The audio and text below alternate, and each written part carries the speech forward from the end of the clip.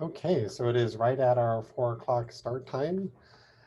Thank you to everyone who is here today. This is our monthly tea time with Templeton. Today is December 16th. We are recording this meeting. We will put this on our website later on after we fix all the ways that Google Translate manages to misspell Washougal, which will take a little bit of time. If you're going to interact with us during the webinar, the way that you do that is by using the Q&A feature. We do have some questions that have been submitted ahead of time, and so we'll be working through those. And to start with, my name is Les Brown. I'm the district's Communications and Technology Director. I am here today with Dr. Mary Templeton, who's the district superintendent, and Gary McGarvie, who's the associate principal at Washougal High School, as well as our district athletic director. And our topic for today is athletics, activities, and some of the social opportunities for students. I'll kick it over to you, Dr. Templeton. Well, thank you, Les, for that introduction, and thank you again for managing the technical aspect of our webinar, Tea Time with Templeton. I am optimistic for all of our friends out there listening that we'll be able to get back to in-person tea times, and that's when we'll get to see what kind of tea we're all drinking. For the meantime, we are still virtual and we are doing a webinar fashion. I do appreciate the questions that have come in this time ahead of time. I appreciate the questions that you're forming right now to submit. I really appreciate everybody's participation in the last Tea Time with Templeton. I felt like it was a really robust conversation, and I relish the opportunity to be in front of you, of course, physically, and now that we're a little bit constricted, that's hard to do, but just to be accessible as our patrons have questions, our families specifically, about how are things going in the Washougal School District. And as you know, the format for Tea Time with Templeton is that I bring a special guest, somebody who's got some information that's specific to a topic that I think might be pertinent or germane to the conversation. And that's why Mr. McGarvie is with us today as we talk about athletics and activities and what our plan currently is, what we've been accomplishing, and kind of what our aspirations are for the future. And then some of those details about what we know as it relates to WIAA and all of their regulations as we move forward towards the spring. But I did want to just kind of start before we get into that. Why did I pick this topic? This has been a very challenging time for all of us, and we are well aware that it's required everybody's 125% effort. And our parents, thank you, true partners with us. Our teachers and our staff, they've been the heroes for sure. My administrative team, they have worked around the clock to make sure that everybody is taken care of and that we have plans moving forward as we continue to get updates and guidance. We know that there's a balance as we currently sit in this remote world with some small group in-person learning opportunities. We know that we have to pay attention to both sides of the coin there. We have families that are telling us we're going too fast. We have families that are telling us we're going too slow. But really the reality is that both of the families or both sides of the coin are right.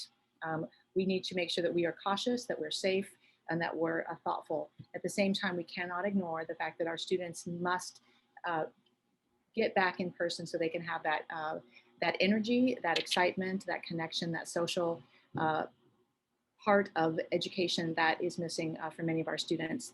We know that some of our students are struggling around the educational attainment, and we're working hard right now to address some of the failing grades that we were seeing at the secondary, and we've made progress. We also know that the social and emotional learning, as well as mental health, critical for our kids. So I hear you, I agree with you. At the same time, we are needing to make sure that we are following the scientists and the guidance to make sure that students and staff both are safe, that we're doing our part as it relates to safety for our community. I will now give my pitch, and probably again at the end. We can all get school open much more quickly if we maintain our commitment, not just in schools, but in our community, to wear our masks, social distance, hygiene, and making sure that, again, we have small groups, especially as the holidays are right around the corner again. So with that said, I do want to make sure that I am clear that we have been using the school board and I together, and I thank the school board for their wonderful leadership during this very challenging time. They have been thoughtful, they have listened, they have been open to whatever the voices are out there they want to hear. They have been supportive of this district. They've been champions for our students and for our families. But the Department of Health, the governor, OSPI, Labor and Industries, Clark County Public Health with Dr. Melnick leading that particular organization. Those are the folks that have been offering guidance for us, and we've been listening. We have again been incrementally bringing back small groups, and that's gone very well. We have our safety and mitigation protocols dialed in. That's a critical component, and we have had these guidance around safety since June. We have continued to refine our process. We are at a spot right now where I'm very confident that we are implementing the mitigation strategies very successfully, and that our schools are very safe places to be. Just today, in case you guys missed it, and it just happened, the governor did come out with a new announcement. He has approved a new framework for opening schools. The Department of Health, our leading scientists for our state, have changed the guidance somewhat so that we can get more students back more quickly, more students in person. My team and I we just got off the line right before this, watching the governor. So we are still digesting what that means. But the good news is for all of us is that we're moving in the right direction to get our students back. And eventually, down the road, we'll have everybody back in person. I am confident, I'm optimistic, I'm very excited about the opportunity. As we move forward to that which is tomorrow and down the road, but we can see the light at the end of that tunnel, we know that we have learned some really important lessons during this time, during this very challenging time. We refuse to leave those lessons behind us as that light gets closer, that light at the end of the tunnel. The lessons that we've learned that are critical for student achievement, for this district to aspire to our destiny, to be a top performing school district in the state of Washington, to make sure that we are knowing, nurturing, and challenging all of our students to rise. The lessons must continue forward that we've learned. Things like we must be evaluating on the standards of what students are learning, what they can demonstrate. We must make sure that we are communicating strongly with our parents, something that perhaps we haven't been the best at, but we certainly have improved during our COVID year, well, it's almost a year, our COVID time. Our technology skills, wow, things that we always aspired to be, but somehow we never quite got there, we've managed. Our teachers are very competent at many platforms, as are our students, who probably already were our digital natives, but then our parents too have been right with us. Innovation, creativity, engagement, teaching style, equity, time and space. What does that mean? And how can we differentiate using time and space that we never could before because our mental model was different for what school looked like? And then of course, we're excited because we have some new programs. Our Washougal Learning Academy is just one of those as we move towards a robust home link program for our district, something that I believe a gap that we need to fill. So with that said, my friends, we're gonna let Mr. McGarvie move into the details of athletics for us. I just wanted to frame for you why I brought the topic forward as we continue to move forward. And again, excited about the new updates today, but we still have to make sure we're paying attention to that balance. And our athletics and our activities, especially for our kids at the high school level, have been critical to keep some of our students engaged and to give them hope that they need to keep moving forward. So with that said, I am wondering, Les, do I have the first question or is, let's see. Oh, okay. So I think maybe Mr. McGarvie, you can start off by telling us, for those kids who are planning to practice inside, how is it working and when would they be able to start? So currently we're not practicing inside. Right. The governor came out with the restraints, what, about 3-4 weeks ago, and then they just postponed that or moved that to the January 4th. So up until that time, we were allowing our basketball teams, or all of our inside sports and our clubs to work in positive 6. And we hope to get back to that once January 4th is come and gone and Dr. Templeton and everyone says it's okay. Our kids are super excited. Great. Well, what sports are voluntarily practicing right now? Because we're not in season. If we think about sports, just let's talk sports for a second. And maybe everybody doesn't know that, but we're actually in the off season per the WIA. Maybe you could explain what that means. Sure. So normally, if you want to think about it this way, it's probably the easiest way.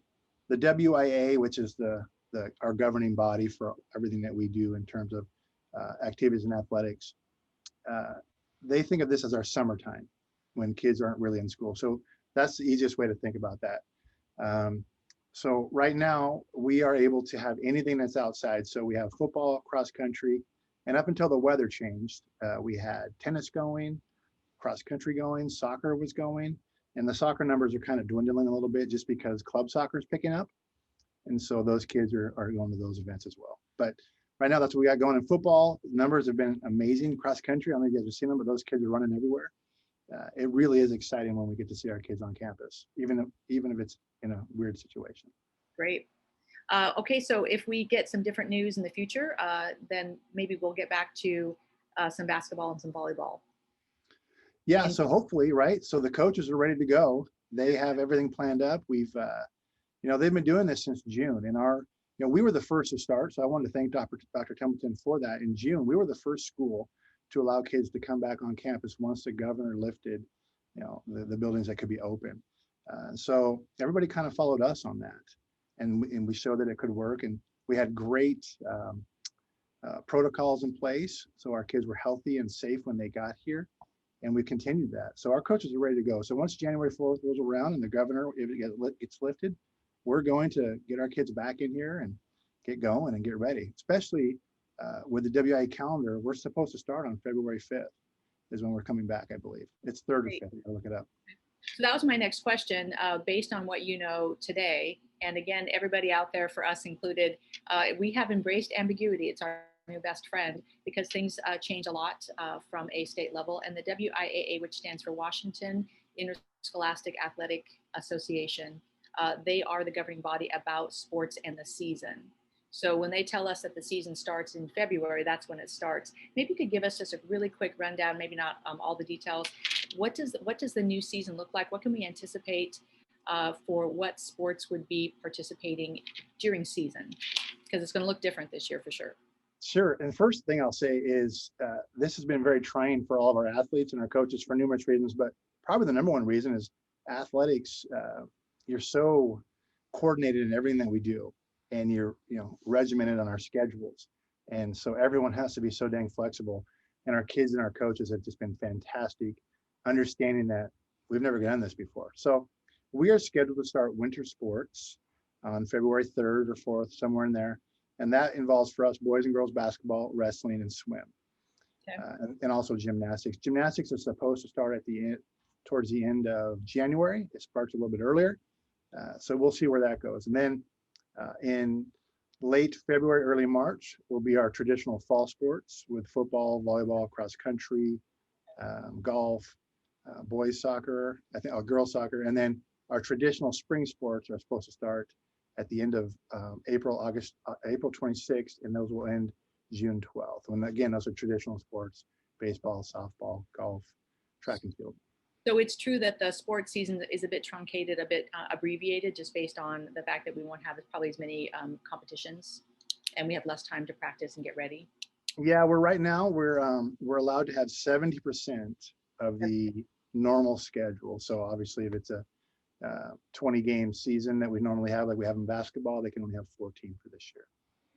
Well, thank you for highlighting that we were the first to establish a summer voluntary practice. I had neglected to remember that we were cutting edge there. Yes. But it is true that what we're providing right now, that's pretty consistent across the Clark County school districts and those in our league.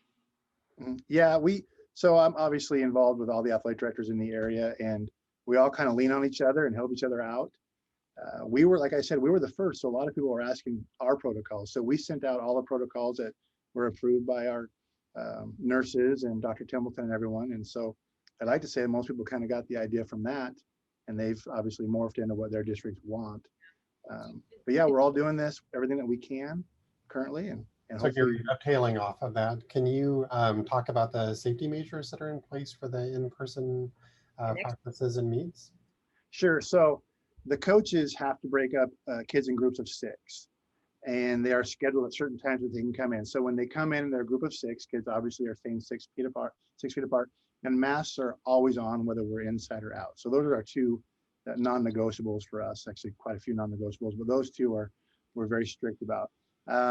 When the kids arrive, if you've been able to come by when the football is going, I think they probably have the neatest setup. They have cones set up where kids get the stationary area, 6, the coaches have them checked in.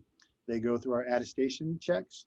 We do temperature checks, and then we let them go. And we have hand sanitizer and everything there that they have to check out and do all that stuff when they get there.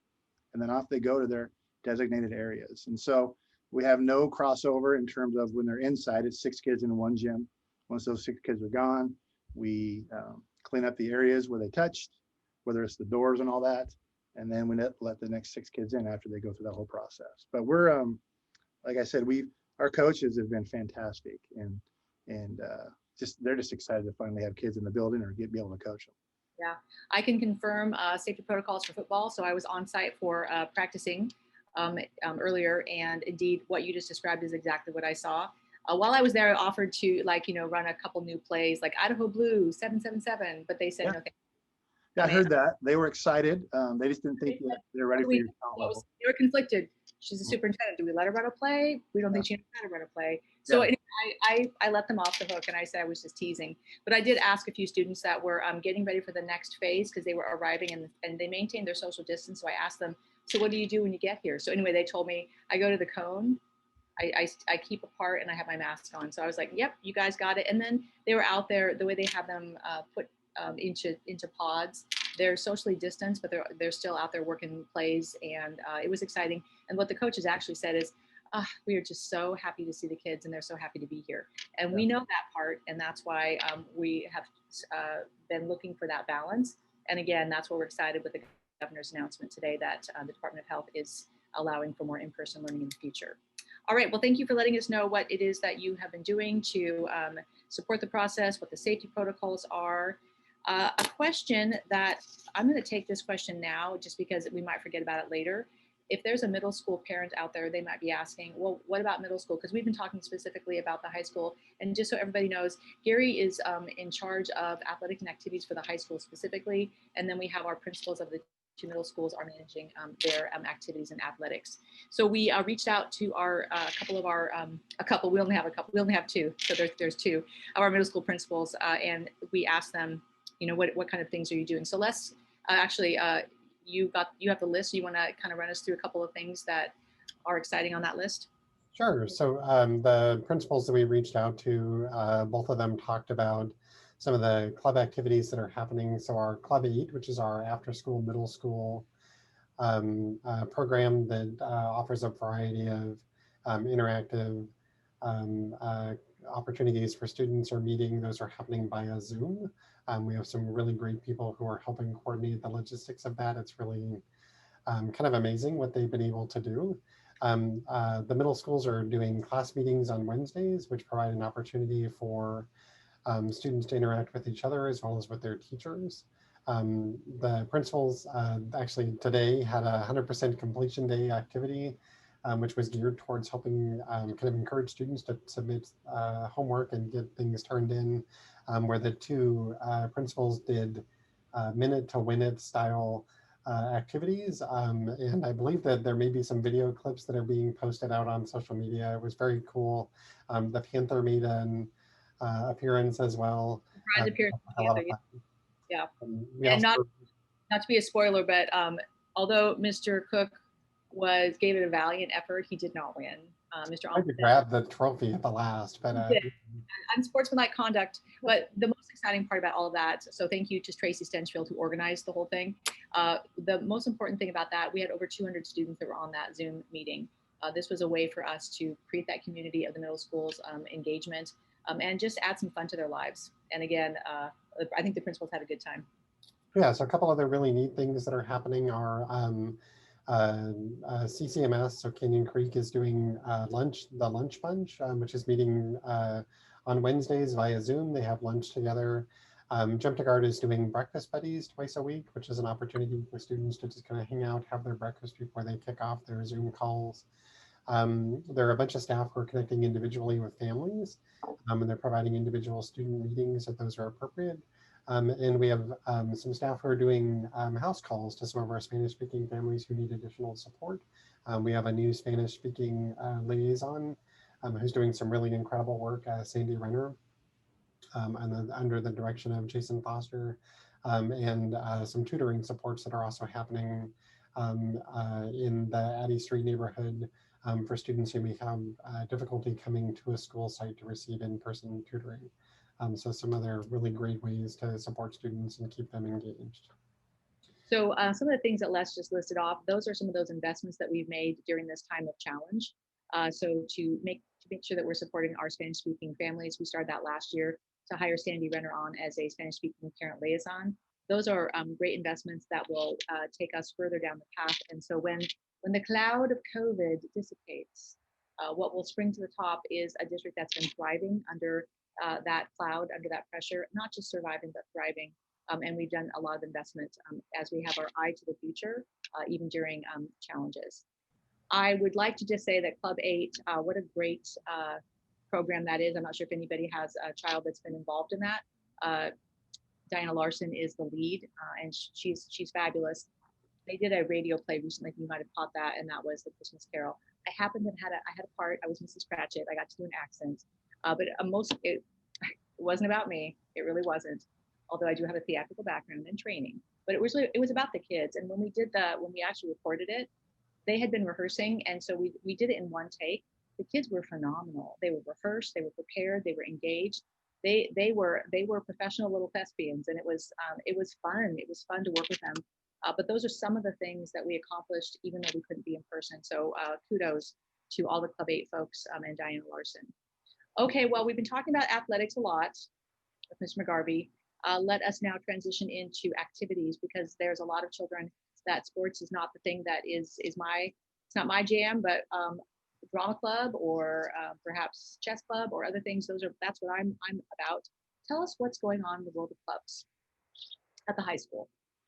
So currently, I guess the big one we want to highlight, and they're all doing their own thing in their own kind of way, but Team Mean Machine, our robotics group, were some of the first ones. They were producing face shields and doing all the 3D printing. So super excited about that. Now we co-op with Camus. So thank you to Camus for allowing us to do that for our kids. So that's one of the main ones that we have going on right now. And obviously our clubs, we have the ones that are really active right now. Wild Panther Book Club, they do a fantastic job. She being our librarian, and they have book drop-offs and meetings, and it's actually fantastic everything that they're doing. Trying to keep the kids engaged as best that they can during these times, but just been fantastic. In fact, before the governor made this new, I don't know, decree or whatever it's called, sorry, to shut us down in terms of activities after school, Drama Club was planning on coming in and meeting 6 at a time. And, we were really excited about that, because I don't know if you've watched our Drama Club, but Kelly Gregerson just does a fantastic job. And so being able to see kids in the building was really a highlight for us. So hopefully we get that back. But really, a lot of them are just meeting via Zoom, trying to keep kids engaged, getting to see them and doing all that stuff. But those are the ones that really come to mind right now. Thank you. I just wanted to add a little anecdote about Team Mean Machine. But before that, clarification, Soundstage is what I was referring to, which is a Club 8 program. So Diana Larson is the lead on the Soundstage.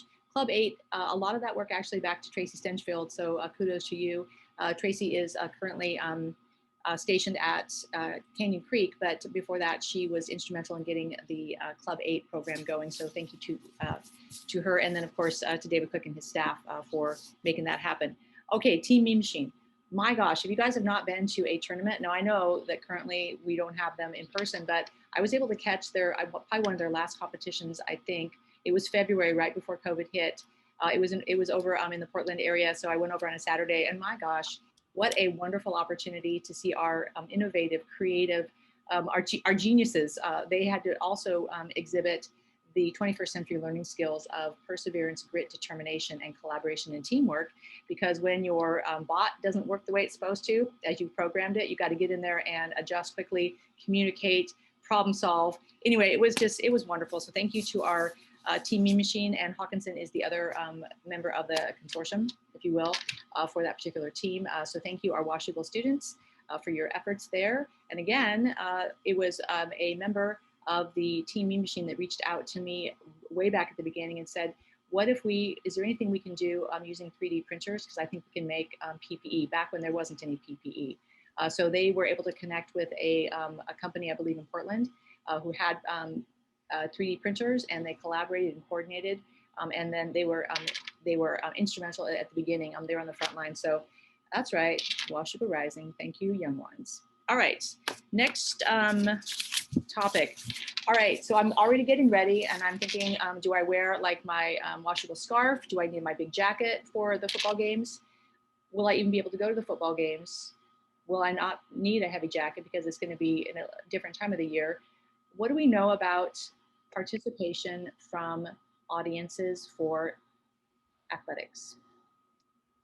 That's a great question. So currently, it is a great question. So currently, with the guidelines that we get from the WIAA, and the simple way to look at it is we will get 1 fan per uniform.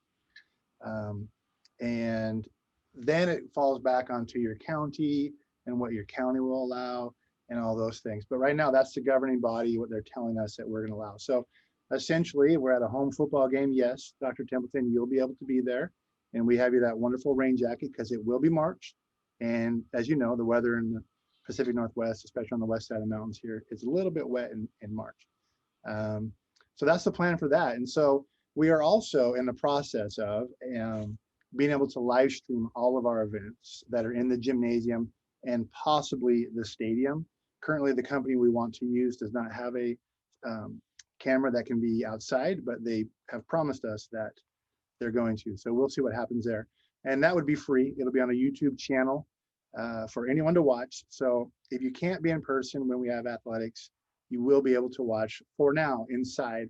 And like I said, we're hopeful to be outside as well to live stream those events. Right. And what we're talking about today are guidelines for today.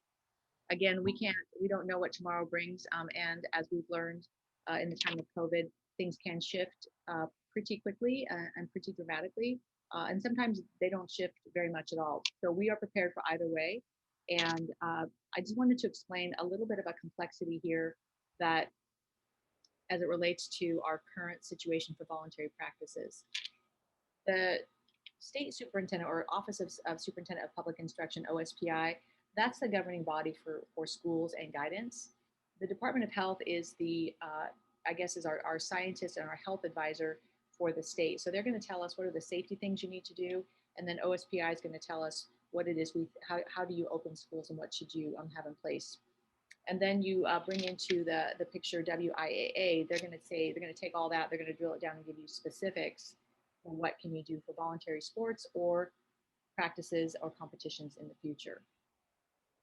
Interstage left a governor who has yet another ability to govern, and he's made some decisions that impact everybody. So that is the moving back on the restrictions that tell us that restaurants are closed now, as an example. Outdoor or indoor sports activities found themselves in that. Even though there's a separate rule and regulation for how schools work around the guidance for schools and athletics for schools, this particular decision fell into a different category that was just everybody who does indoor sports, you have to stop doing that. So that's how we fell into that. I understand that particular guideline or guidance from the governor ends on January 4th. Don't know if he's going to extend that, but if he were to not extend that, is it true, Mr. McGarvie, that we would be able to have basketball inside if that order is not extended? Is that your understanding? That is my understanding at this time, yeah. Good. Well, anyway, so we shall wait and see. I look forward to January 4th and the announcement as to whether or not that is concluded or extended.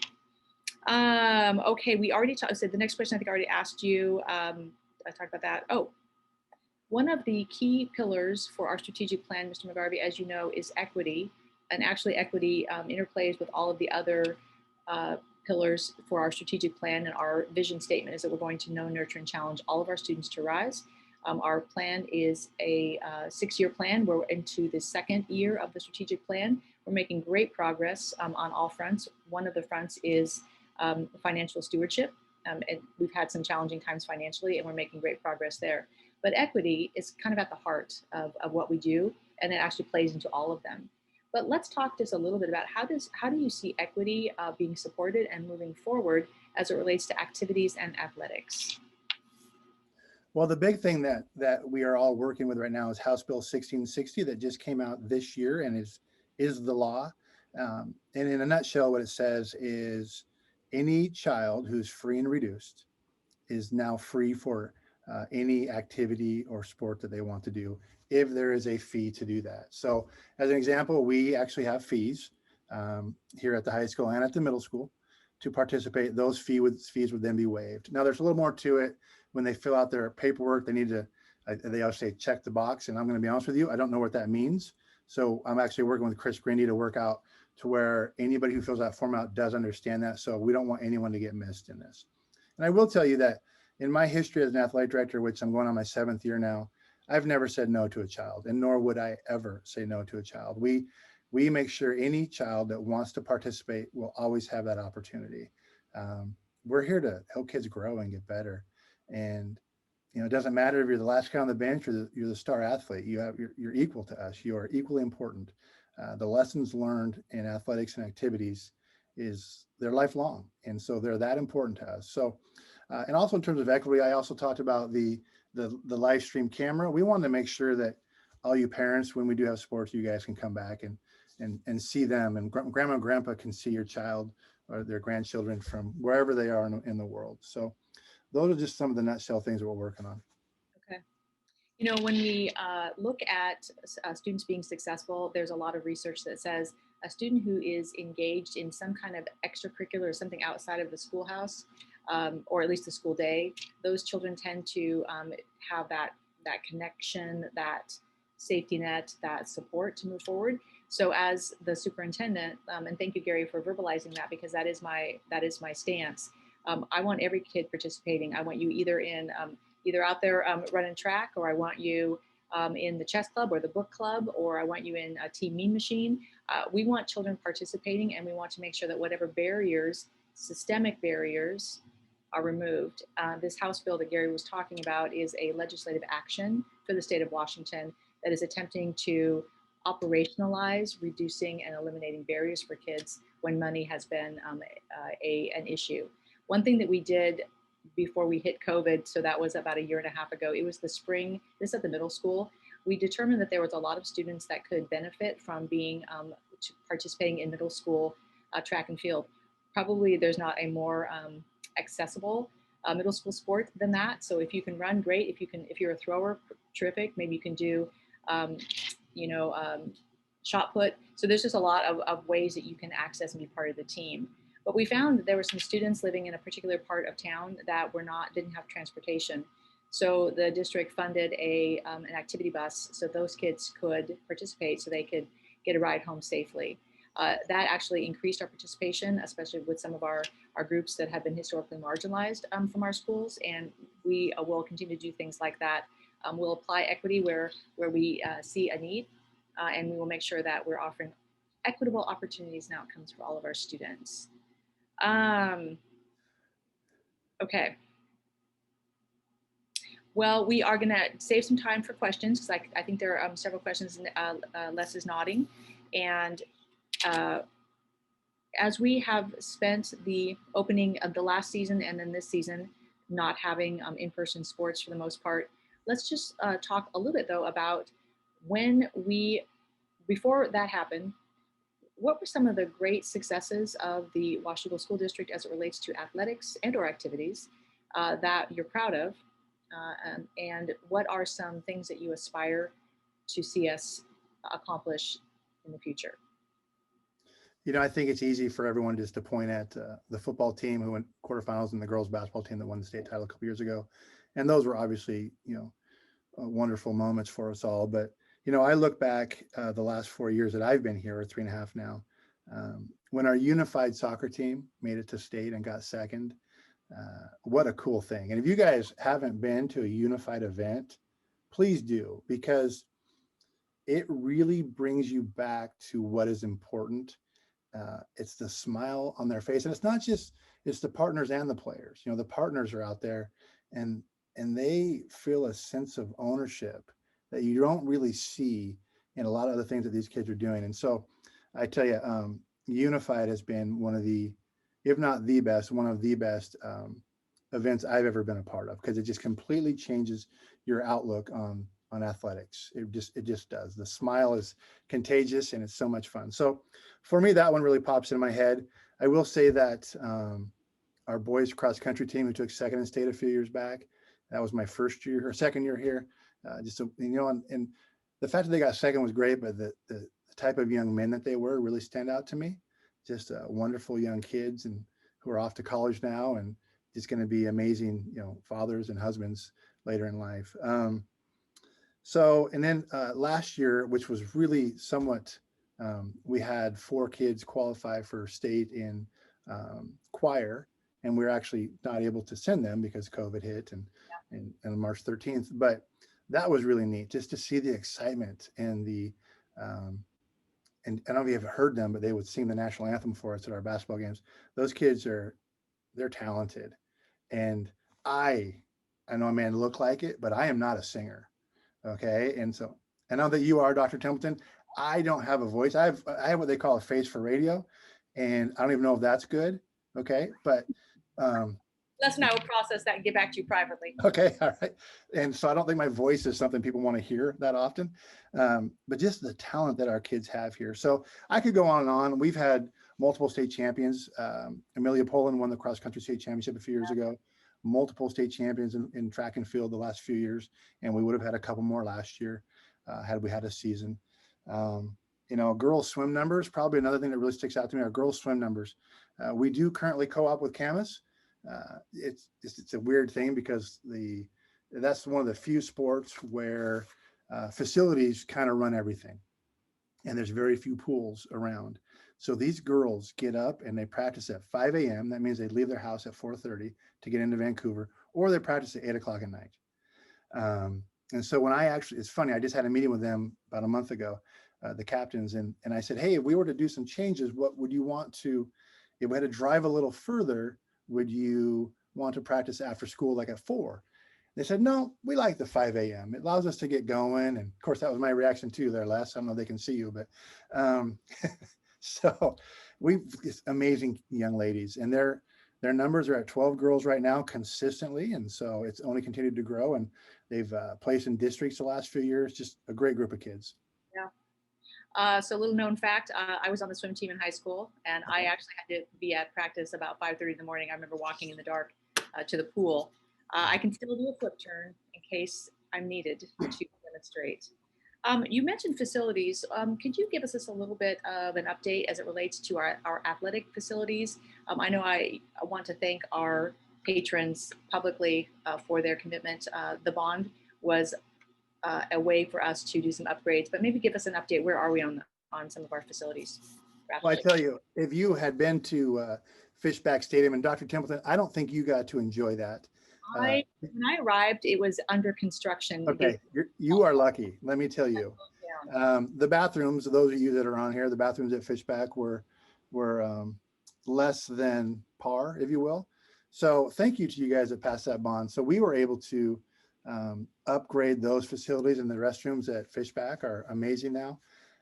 And our concession stands over there are amazing. And the seating within the stadium itself is, we have the backs now, so they're much safer for everyone to sit down. So, and we actually added the visitor side, a small, but it's nice for the parents to be on the side that the kids are on. So a visitor side stands as well. So thank you so much for all that. And I can tell you, it makes a difference. And what I mean by that is you want to be proud. And when you pull up the Fishback and you see the orange and it says Fishback Stadium and Go Panthers, it makes a difference. Kids feel special and they want to be a part of that. So thank you for doing all that, you guys, because it's only going to get better. It really is. We have an amazingly bright future. So one thing you didn't share, but you shared with me privately, so I'm hoping I'm not going to put you on the spot, but as you are organizing games and trying to find matches, as that's how that all works. You told me recently that a while ago, when we weren't quite as competitive, it was easy to find a match. Everybody was willing to play us. Tell us a little about that story. Yeah, so the process works. You have your league schedules, those are set, and depending on what the sport is, you have between, how many teams are in your league, but between 2 and 7 games you have to find non-league. And when I first got here, it was pretty easy to get non-league games. Everybody wanted to play Washougal. And this last time around, so it's a 2-year cycle that we run. So this year is the first year of a 2-year cycle. And I'll just use football because girls basketball, nobody wants to play us. We have to play the 4As locally. But, you know, there's a school up north that's had a lot of success. And personally, I really wanted to play them. My nephew's on that team. He's going to be a senior. And so I reached out to the AD, who's a really good friend of mine. And I said, hey, let's play in football. You know, these are guys that were in the quarterfinals a couple of years ago. And they were just flat out, no, we're not playing you guys. And I said, come on, why not? And I don't want to name them because they're really good people. But I said, Gary, you guys are getting better. And nobody wants to play you guys anymore. You're better in everything. And what I'll tell you this is, in the 2A world, Linden is kind of the gold standard. They win state championships and everything.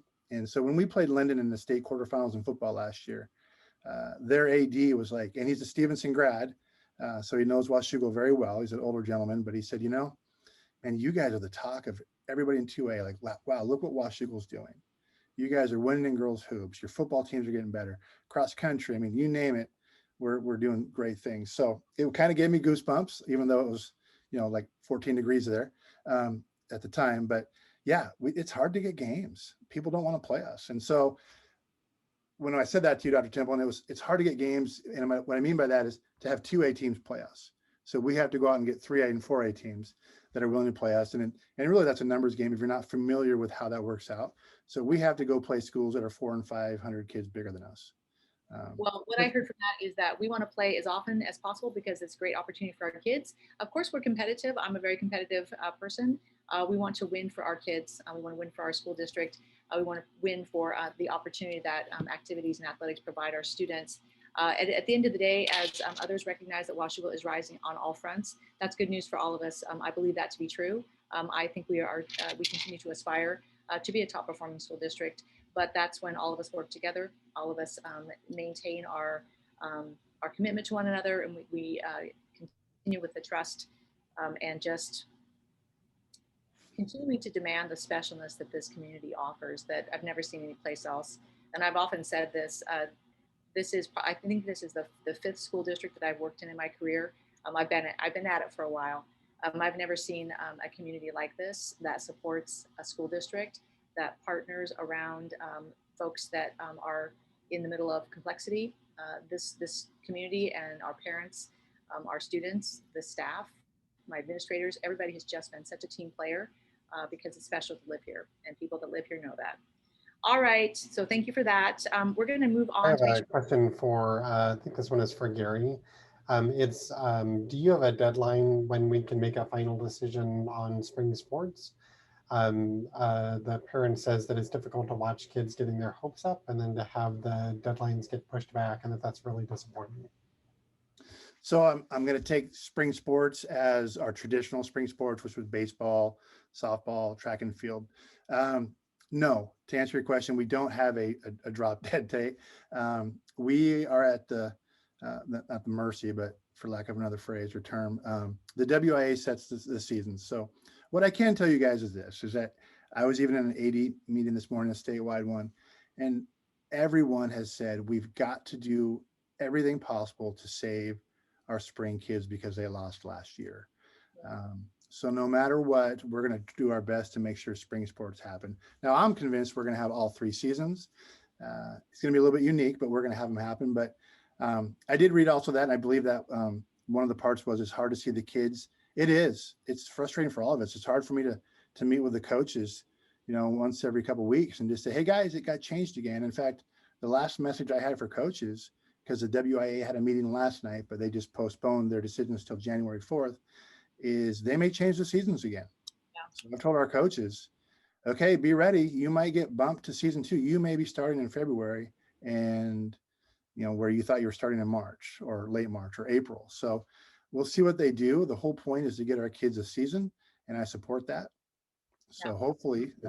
So another question, this one is, will high school students have to be back in class for the sports seasons to start?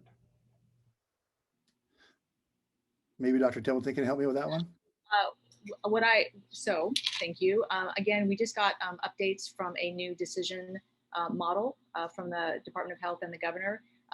Activities and athletics are in there. I just haven't read it close enough to be able to tell how that works. But what I believe to be true is that we're moving forward on all fronts. So as we move forward with small groups, and as we move forward with getting more students back in person, and as we move towards hybrid, and eventually all students back in person, that same movement forward is going to be mirrored by our athletics and activities. We're kind of moving together, because you've seen that as we've had small groups of students coming back on campus, and those have been students identified farthest from educational justice. We've had small groups of students participating in athletics and activities, about the same size, 6 to 10 students for a specific purpose. So I believe that we're just going to keep seeing that move. So as you see students back on campus, you'll see athletics. Those two are not tied, like one doesn't make the other one happen. They're moving together in tandem. Hey, go ahead. I wanted to clarify real quick. The question about the sports seasons, this district, as the other districts, we have no control of the sports season, the date that it starts, the date that it ends, what is going to be allowable during each of those seasons. That's the WIAA, that they have a governing board that makes those decisions. They tell us what the season is. And then once we get the season, then we say, okay, are we allowed to practice? Are we allowed to have games and competitions? Are we allowed to have fans? And those are the kind of pieces that we put together to create our next move. Hey, Les, I wanted to answer a couple questions I saw in there. Is that okay? Okay. There were two questions about band, and so I wanted to touch on that real quick. And Dr. Templeton, you can help me out since you read the same guidelines that I've read. But band is very unique in terms of our instruments. So we're allowed to use percussion if we were to be in person. But right now, any of the wind ensembles, is my understanding, it's not supposed to happen. Correct. That the current guidelines, and by the way, activities, athletics, as well as this kind of falls into some of the things that happen in schools that are not extracurricular, like PE classes, band classes. There's very specific guidelines and recommendations that are germane to band and singing. Things, of course. Now, I wasn't a band, I wasn't an instrumentalist, but when you are doing a woodwind, you're blowing spit, and I guess that's the problem. And then when you're singing, and as well, when you're singing, there's a lot more air and a lot more molecules, the nicer way of saying it, going out. I believe that music and singing, it's integral to my soul, and so I know that it's integral to our students' souls, as well as our teachers, who that's their passion and that's what they do, and they do it so well. We have such an awesome, talented group of folks that support our students in the arts in all capacities in this district. So at this moment in time, we are not allowing wind and band instruments to be blown inside. So we will work to find some creative strategies. I'm certainly open. And as we move forward and we get more students back in school, and middle school and high school kids are conceptualized in this new model, and we're going to get there as quickly as possible, then we'll have to ask for some more guidance on that. But we'll figure something out. I do know that we have seen a lot of our band teachers and our music teachers try to facilitate kind of Zoom choirs, and we've seen those. They're really hard to orchestrate because you can't hear each other. But our teachers are making it happen and moving us forward. It's going to be glorious when we actually have our first concert. So Gary, a follow up to that question that you just answered. The kind of the detail about whether the pet band might be allowed to play at a sporting event. And do you want to add to the answer sort of from that context? Well, a band is band. So pet band, wind ensemble, it's all the same guidelines, and it covers whether it's curricular, which would be in a band class, or extracurricular, which could be a pet band concept. So that's the guidelines right now. But again, I know that ambiguity is not everybody's best friend. Like I said, it's become our new best friend. Just being kind of prepared for that shifting. Again, I guess what I can say from an optimistic perspective, the light is at the end. We can see it. We can see it. And today's announcement that the governor pretty darn significantly has changed some of the metrics that we're given as guidelines for getting students back, and that's a big deal. And so we are moving in that direction. And as we start to understand more about the disease, we understand more about mitigating strategies, and maybe there's some things about wind instruments or singing that we don't know yet that we'll learn, and hopefully will allow us more quickly than not to get our symphonies back, our bands playing on the field, and our children singing Handel. Okay, so another question here is, are students allowed to participate in sports if the parents decide to homeschool? And there may be two layers to this. One might be like homeschool in the traditional definition. The other might be if the student is only participating virtually. So if we are able to return in person and they're choosing to stay virtual. So I'll take those two at a time. The first one is if a family is choosing to homeschool their children, they still have access to our athletics and activities. And in fact, a homeschooling family, if they chose to, could access additional curriculum with us, and there's a process for that, so that you could maybe be in school for math and maybe band or maybe drama or those other things, perhaps physics. So there could be a partnership between that. So that's how that goes.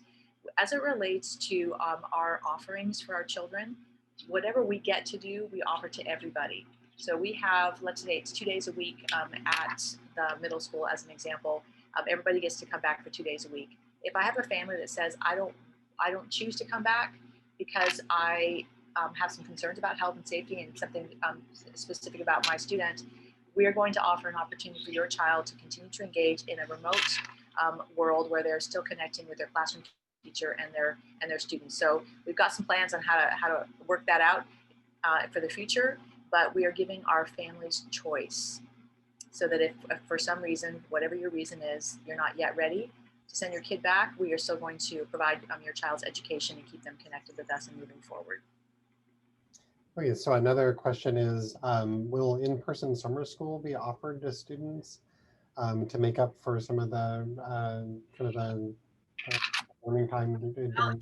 Let's call it what it is, learning loss. We have some students, and perhaps those who are listening, maybe your children are those that have actually grabbed onto this opportunity, and this has been a great benefit to them. There are many, we hear lots of stories about that. Kids are going faster than they could have before. They are going deeper in content, and this is actually a great opportunity. On the flip side, we have families where their children are struggling and they have not yet reached what they typically would reach in reference to a year of learning. We have a responsibility as a district to address learning loss. Summer school is always going to be a place where we do that, but we can't just leave it to summer school and a voluntary participation. We have to embed within the school day ways for our children to fill that gap. And it can't be this: I'm going to pull you out of your regular ed classroom. I'm going to get you caught up. And while you're over here getting caught up, you're missing what's going on in the classroom, and they're moving forward without you.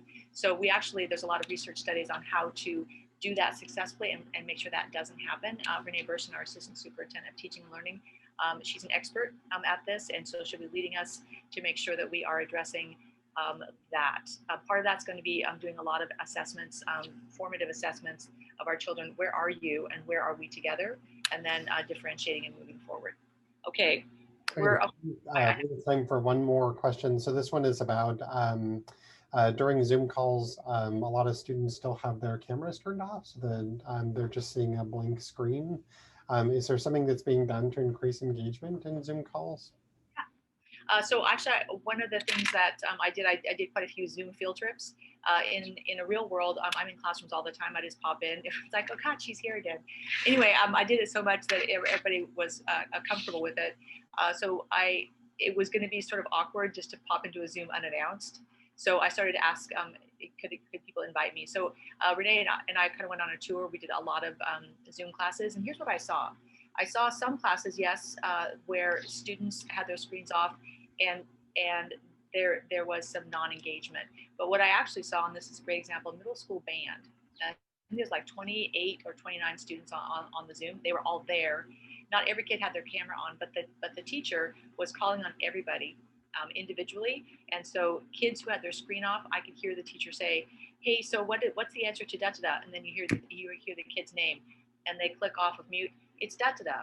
And then I also heard the teacher say, I know that your screen is off today because you have connectivity issues and you can connect better without the video. And so my perception, what I saw is that yes, we had some engagement issues, but we also had some times where it looked like kids were not engaged, but they actually were, and teachers were monitoring that. So that's the good news. We also asked our secondary teams to work towards engagement. And one of the things that we talked about today, which was the middle school principal challenge, part of that was an incentive towards engagement. We want you to connect with us. We want you to be turning in your assignments. We want you to be intellectually participating. And if you do that, then we want to have you be part of a celebration. So that's just a couple things that we're doing to address that. Okay, and then I think our final one is, maybe briefly, so we have about 5 minutes left.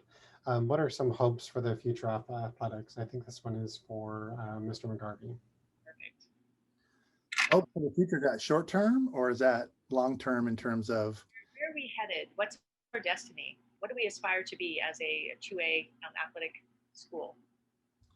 Well, as I stated earlier, we've had an incredible amount of success already, and I don't want to get lost in the success on and off the field because it's more to it than that. So for me, I'm going to continue the same philosophy we've always had: is hire great teachers who are coaches and teach the kids lifelong skills.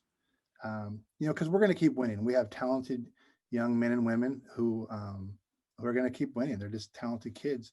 But for me, that's what we're going to keep striving for that. And so it's one of my college coaches used to always say, it's a marathon, not a sprint, right? So we want to teach these kids these values along the way that are going to be lifelong skills to make them successful. And we believe that the scoreboard will take care of itself if we do the little things. And so none of that's going to change. Now, with that being said, we have a crazy amount of talented young kids coming through our system right now. One that really comes to my mind is our girls cross country program. I wouldn't be surprised that when we come back that they win 2 or 3 state titles as a team. They are just loaded with talent. But again, Tracy Stinchfield, our head coach, is all about teaching them life skills. And so that's really my main focus, and it always has been, because I think the wins come after that. But we're going to be good in everything, and it's fun. It makes a lot more work for me and Misty, my secretary, to get kids across the state and hotel rooms and this and that. But gosh, I wouldn't want any other way, because wow, it's so much fun to see our families, our kids, and to celebrate Washougal. I've never been around any community like this that truly bleeds Panther blood. This is amazing, this town. So I know we're almost out of time, but I think we would be remiss if we didn't identify that we have superstar coaches that work for us. So you just identified Tracy Stenchfield as our cross country coach, as well as we didn't identify, but Dave Hayjack as our head football coach, among the other wonderful coaches that we have. So thank you to our coaches, but thank you to Gary, because you are holding all of us accountable to high standards of support for students, of professional interaction with each other, that we aspire to invest in our children, that we are sure we want to win because we're competitive, but at the same time we win when our kids leave us with those life skills that you can learn in teams. And teams aren't just football. Teams are band and choir and drama, etc. Right? Yep. So that's. But everybody, the children cue off of the adults in the system. And so thank you for making sure that we have excellent coaches, making sure that you are supporting our coaches to continue to grow professionally, and that the high standards for this district are communicated on the field and off. So thank you for that. Great. Well, that pretty much wraps up our time here on Tea Time with Templeton. I wanted to express appreciation to Dr. Templeton, as always, for being here and providing so much of the support for everything that's happening. And then also to our special guest, Gary McGarvie, the athletics and director at the Washougal High School, and also our associate principal. Thank you to everybody who participated. Again, we will upload a video of this if you want to watch it later on, once we go through and fix all of our misspellings of Washougal. So thank you very much, and you all have a wonderful evening. All right. Happy holidays, everybody.